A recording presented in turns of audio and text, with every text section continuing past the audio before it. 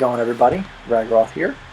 So I haven't made a Soul Calibur VI vid in a while, and this one is, I guess, kind of a sequel to the one I made almost a year ago when we kind of first heard about the Season Pass 2. After Hwang came out on Soul Calibur VI, thanks to data miners, we now have a very good idea who the last two characters of the second season are.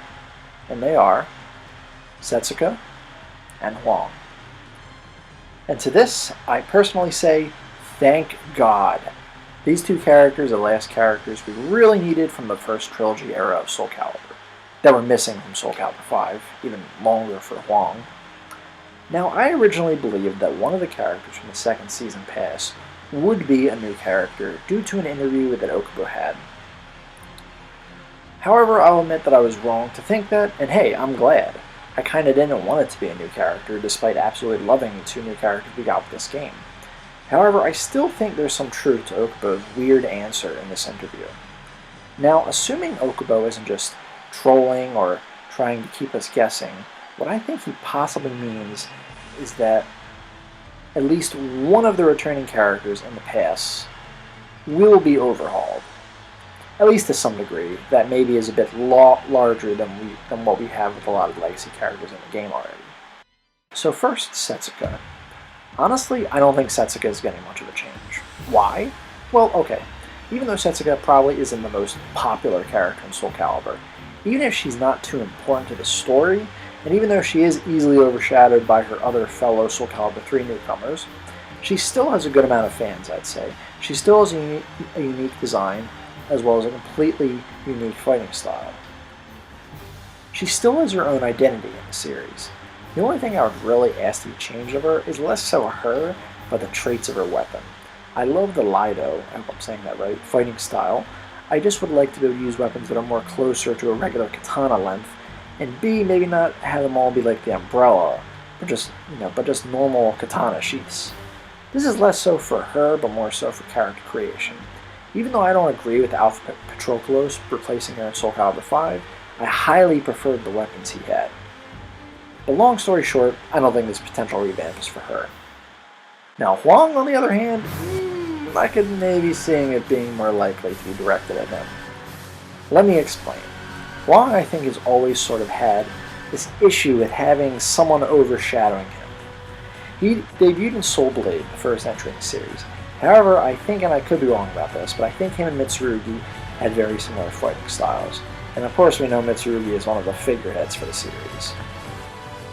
Then Soul Calibur came. He was in the game, but he was an unlockable character, and one of the new main characters, Zhanghua, fought a lot like him. Then Soul Calibur 2 came along and introduced Yun Song. Yun was another Korean character who used a Chinese blade and had some resemblance to Hwang, and I think he was also his student, if I remember correctly. Yun also did not fight like Zhanghua, at least way less than Hwang did. After Soul Calibur 2, things really started to go downhill for Hwang.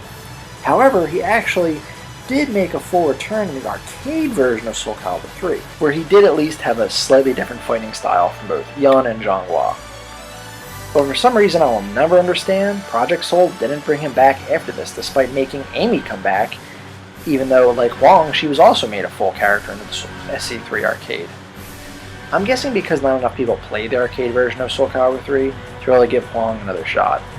Really should get an HD port of that or something. It doesn't help, I feel like sometimes in this series, female characters tend to get a little bit more of a push. So I think Project Soul thinks to bring Hwang back, they need to spice him up a bit. Now let me be clear, I have no issue with Hwang. He's actually one of my favorite characters in the series. I would be fine if he came back basically as is. I'm just speaking of what I think is the reason for his Fujin equivalent absence in the series. Now there's a couple ways of how I think he could be revamped. Either A, his design, B, his personality, C, weapon style or moveset, or D, all of the above.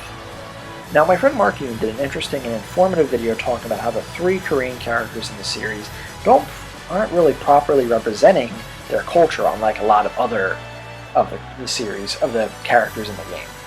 This could be a potential reason for a design shift. However, I don't know if it will be a design change, only because we've seen Hwang in the story mode as an NPC. Same with Cassandra and Amy, whose designs from their story mode appearances aren't that different from when they become playable. So they may not want to contradict dig those designs and put in more work in for themselves at that.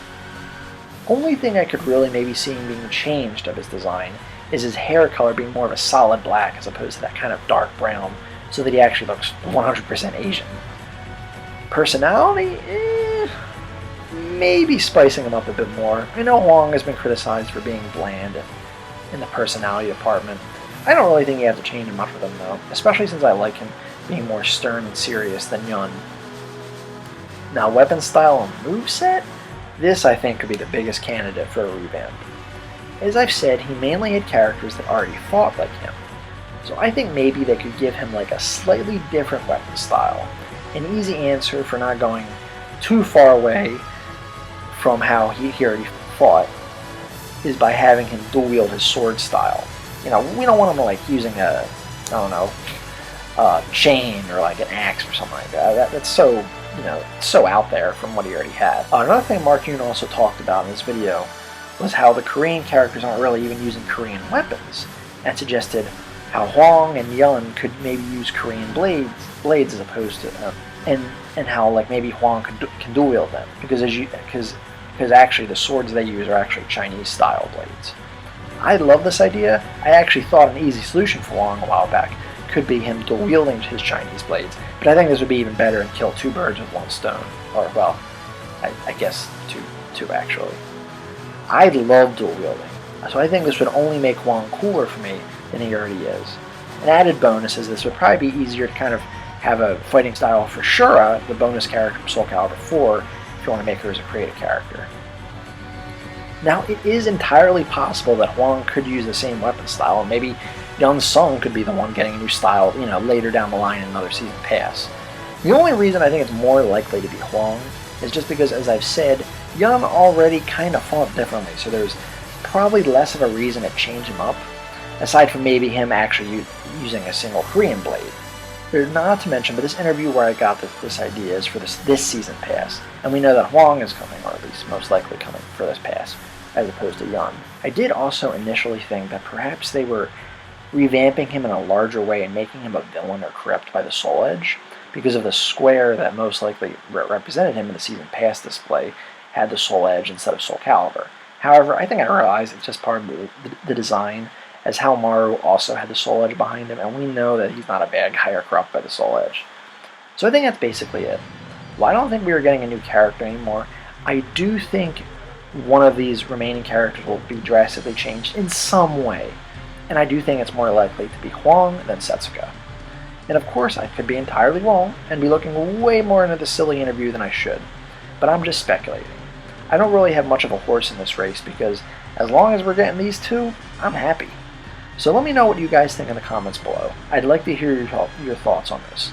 I figured even though we probably know the characters now, we probably have a lot of time to speculate with what's going on due to what's going on in the world right now, probably delaying development on them, as well as Project Soul or Bandai Namco generally taking their sweet time with these characters, if I'm putting it nicely.